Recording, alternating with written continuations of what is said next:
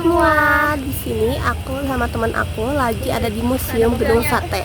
Kalian penasaran gak sih sama apa aja yang ada di dalam Museum Gedung Sate tuh? Yuk ikutin kita.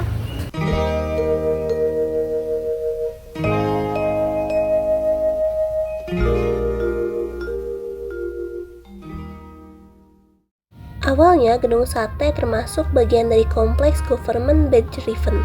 Dulunya Gedung Sate difungsikan sebagai kantor Departemen Pekerjaan Umum dan Pengairan. Ternyata Gedung Sate sudah berumur 102 tahun loh. Gedung Sate dibangun pada tahun 1920.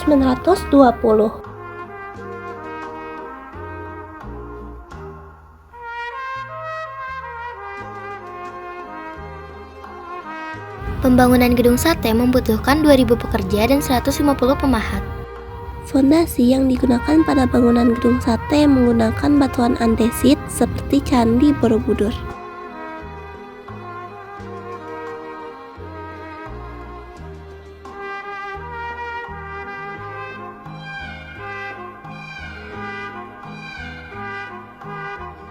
Peletakan batu pertama bangunan ini pada 27 Juli 1920 oleh seorang gadis.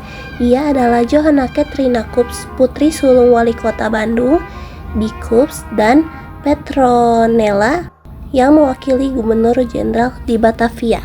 Nah guys, jadi Gedung Sate merupakan gedung kedua di Bandung yang menggunakan konstruksi beton bertulang dan semen Portland. Setelah gedung Bank Indonesia, konstruksi ini menjadikan Gedung Sate tahan terhadap gempa. Jadi bangunannya ada di sebelah sini. Total pembiayaan pembangunan Gedung Sate ini sekitar 6 juta gulden atau 45 miliar rupiah. Biaya 6 juta gulden itu dilambangkan dengan sejumlah benda bulat yang menyerupai butir-butir sate yang berjumlah 6 buah.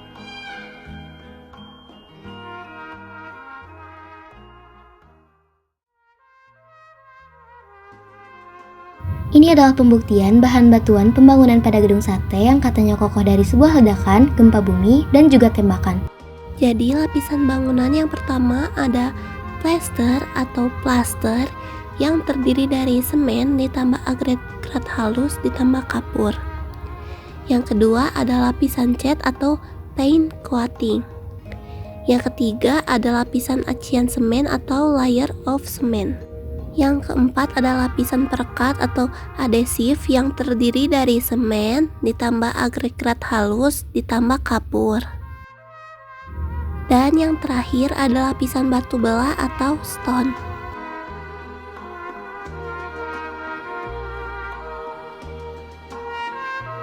Lalu di sini ada profil tokoh-tokoh yang ikut serta dalam pembangunan Gedung Sate.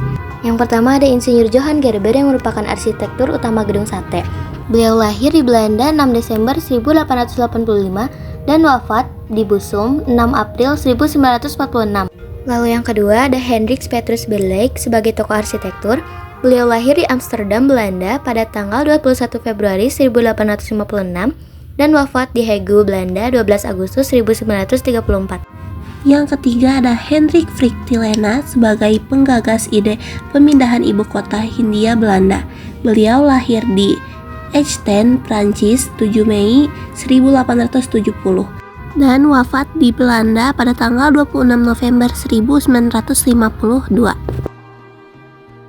Dan yang keempat ada Prof. Dr. Insinyur Jan Klopper sebagai pendukung perpindahan ibu kota Hindia Belanda.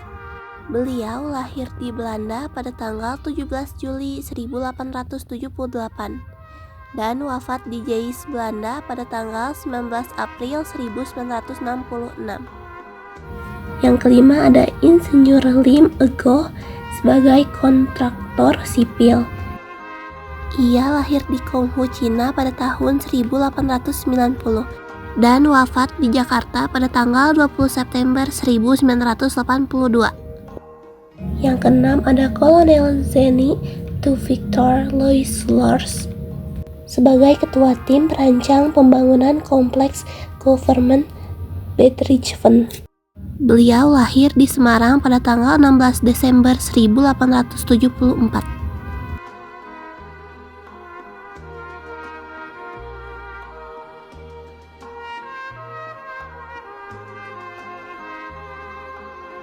ini adalah miniatur dari bangunan gedung sate.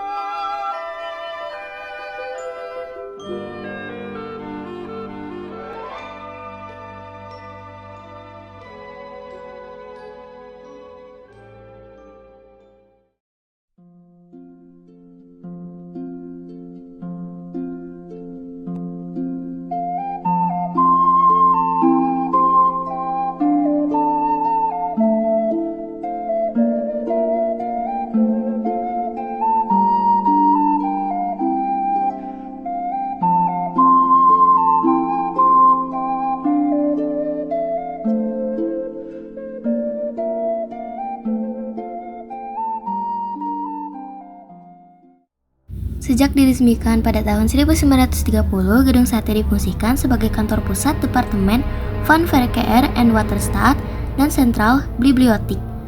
Departemen Van Verkeer en Waterstaat merupakan jabatan pemerintahan Hindia Belanda untuk mengelola sumber daya air dan manajemen lalu lintas kala itu.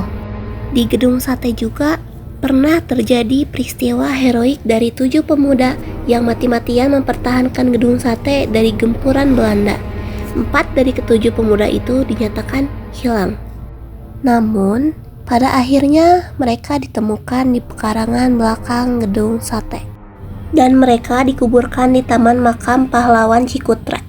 Dames en heren, de laatste dans. Wat dit zo dan, nog niet is wat een narigheid.